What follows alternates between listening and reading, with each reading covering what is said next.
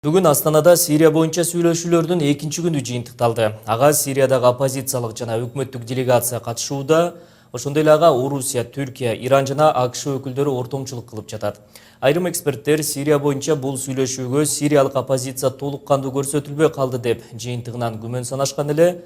11 каналында Астанада болуп жаткан Сирия боюнча сүйлөшүүлөр темасын редактордук талдоо менен улантабыз. Каналдын баш редактору Элеонора Сагындык кызы бул сүйлөшүүлөр туурасында азыр бизге саресеп салып берет. Элеонора, айтсаңыз, кечээ бүгүн өтүп жаткан Сирия боюнча сүйлөшүүлөрдө оппозиция тараптан таасирдүү топтордун бул сүйлөшүүгө катышпай калгандыгы айтылууда.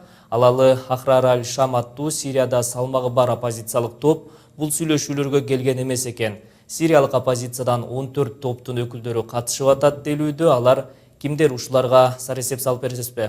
Рахматулла, рахмат сизге. Ушул Астанада өтүп жаткан Сирия боюнча сүйлөшүүлөргө оппозициядан, Сирия тараптан 50 чакты киши келгендиги белгилүү. Жана бул адамдардын көпчүлүгү ушул Сирияда өкмөттүк күчтөргө каршы иш алып барган 14 топтордун өкүлдөрү болушат. Бирок ошентсе дагы сиз башта белгилеп өткөндөй, туура Сирияда баягы салмактуу делген Аль-Ахшам уюмунан өкүлдөр бул сүйлөшүүгө келбегендиги айтылып жатат. Бирок ошентсе дагы бул уюм менен коалицияда турган Сакар аль-Шам уюмунан өкүлдөр бул сүйлөшүүлөрдө баягы көрсөтүлдү жана катышып жатат. Казакстанда өтүп жаткан ушул Сирия маселеси боюнча сүйлөшүүлөр тууралуу кечээ ошо Казакстандын стратегиялык илимий изилдөөлөр институтунун директору Ерлан Карин өзүнүн Facebook баракчасында пост жазды. Жана ал жерде ушул оппозиция тараптан келгендердин көпчүлүгү тикелей түрдө болобу же кыйыр түрдө болобу негизинен Анкара тараптан колдоого ээ болгон оппозициялык күчтөр экендигин айтты. Бирок ошондой эле ушул оппозициялык делегациянын курамында Сауд Арабия жана АКШ тарабынан колдоого ээ болгон дагы топтор келишкен. Негизинен ушул Сириядан келген оппозициялык делегацияда көрсөтүлгөн топтор ушул тапта Сирияда Дамаск, Латакия, Хама, Идлиб жана Алеппо провинцияларын көзөмөлдөгөн топтор экендиги айтылууда. Ошондой эле бул сүйлөшүүлөргө ушул Орусиядан, сиздер билгендей Түркиядан жана Ирандан расмий делегациялар келишкен. Бирок бул жерде белгилей кетүүчү нерсе, АКШ бул сүйлөшүүлөргө бул жолу атайын делегациясын жөнөткөн жок. Буга чейин АКШтын мамлекеттик департаменти ушул күндөрү АКШтын өзүндө ушул жаңыдан шайланган президент Дональд Трамптын инаугурациясы өтүп жаткандыгына байланыштуу ушул АКШ Сирия боюнча Астанада өткөн сүйлөшүүлөргө өз чабармандарын жиберген жок деп түшүндүргөн болчу. Сүйлөшүүлөрдүн жыйынтыгы ушул Сириядан келген өкмөттүк жана оппозициялык делегация канчалык тил табыша алат, ошондон көз каранды эмеспи? Буга чейин алар тикелей жолугуша электиги айтылган. Негизи эле бул сүйлөшүүлөрдө оппозиция тараптан сүйлөшүүгө ким катышат, кимдер тандоо жүргүзгөн? Ооба, ушул Астанада өткөн Сирия маселеси боюнча сүйлөшүүлөргө ушул Сириядан оппозициялык топторду ким тандаган деген маалымат боюнча маалымат булактарын карап чыктым. Ачык маалымат булактарына таянсак, ушул Орусия, Иран, Түркия мамлекеттери Астанадагы сүйлөшүүлөргө Сирияда тараптан оппозициядан ким келет аныктаган. Жана ушул эксперттердин маалыматы боюнча ушул топторду аныктоодо дагы ушул негизги оюнчулар дейбизби же болбосо сырткы күчтөр дейбизби, ушул Сирия маселесинде кызыктар болуп жаткан негизги өлкөлөрдүн ортосунда дагы бир аз пикир келишпестиктер байкалган. Айталы Түркия ушул Сирияда иш алып барган Демократиялык союз Күрд партиясынын өкүлдөрүнүн бул сүйлөшүүлөргө келишине каршы чыккан.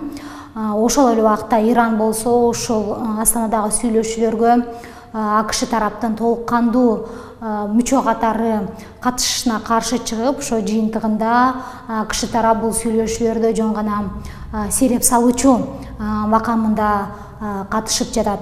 Ооба, ушул Астанада өткөн сүйлөшүүлөр 2 күнгө созулат деген. Биринчи күндө ушул сүйлөшүүнүн катышуучулары жөн гана жолуккан болчу. Ал эми экинчи күнү ошо негизги талкуу болот деп күтүлгөн. Ошо түшкө карата маалыматтарга караганда ушул Астанадагы сүйлөшүүлөрдүн жыйынтыгы боюнча жалпы жыйынтыктоочу документ алдын ала даярданды жана ага ушул шейшемби күнү кол коюлат делген. Азырынча бизге белгилүү маалыматтар ушундай, бирок белгилей кетүүчү нерсе ушул тапта Астанадагы Сирия боюнча сүйлөшүүлөрдү жеринен чагылдырып жүргөн кыргызстандык журналист бар. Алия Райымбекова аттуу биздин журналист кыз учурда түрк басылмалары үчүн ушул Астанадагы Сирия боюнча сүйлөшүүлөр чагылдырып жаткан экен. Биз ушул журналист менен байланышка чыктык жана бүгүнкү күндүн жыйынтыктары боюнча ал бизге төмөндөгүчө маалыматтарды берди. Астанада 2 күнгө созулган Сирия боюнча сүйлөшүүлөр аяктады. Сүйлөшүүлөрдүн негизги темасы Сириядагы ок атууну токтотуу келишимин бузбоо түздү. Сүйлөшүүлөрдүн жыйынтыгында Казакстан Тышкы иштер министри Кайрат Абдрахманов атайын чечимди окуду. Ал чечимге ылайык Россия, Түркия жана Иран Сириядагы ок атууну токтотуу келишиминин аткарылышын 3 тараптуу көзөмөлдөө механизмдерин иштеп чыгуу тууралуу макулдашты.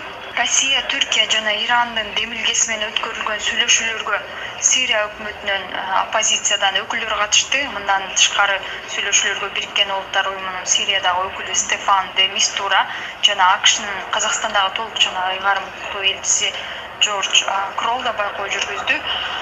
Астана сүйлөшүүлөрү абдан маанилүү деп айтууга болот. Анткени Сириядагы 6 жылдык согуштун катышуучулары булар Сирия өкмөтү, оппозиция, Россия, Иран жана Турция алгачкы жолу бир столдо жолугушту. Эскерте кетсек, сүйлөшүүлөрдүн биринчи күнүндө 29 декабрда ок атуу келишимин 29 декабрда кабыл алынган ок атуу келишимин бузбоонун жаңы механизмдери талкууланган эле. Кандай механизмдер экени айтылган жок. Сирия өкмөтү жана оппозициясы арасындагы сүйлөшүүлөр демилгечи мамлекеттердин катышуусунда жүрдү.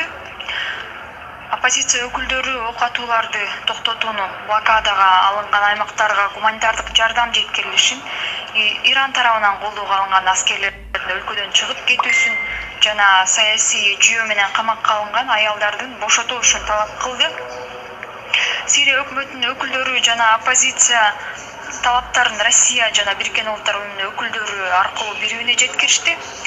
Эскерте кетсек, кечээ сүйлөшүүлөрдүн биринчи күнүндө эле Сирия өкмөтү оппозициянын карамагындагы айрым аймактарга абадан сокку ургандыгы тууралуу массалык маалымат каражаттарында маалымат тараган эле. Сирия оппозициясынын өкүлдөрү кечээ Түркия, Россия жана Бириккен Улуттар уюмунун өкүлдөрү менен болгон жолугушуун ийгиликтүү өткөнүн да айтып чыгышкан эле. Анын жыйынтыгын бүгүн көрдүк.